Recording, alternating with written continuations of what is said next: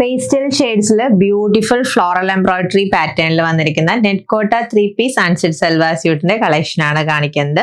ഇതിന്റെ വർക്ക് ആണ് കേട്ടോ ഇതിന്റെ ഹൈലൈറ്റ്. കണ്ടോ, ഇതാണ് ഫ്ലോറൽ പാറ്റേൺ ചെയ്തിരിക്കുന്നത്. യോക്ക് പോർഷനിലുള്ള വർക്ക് ആണ്.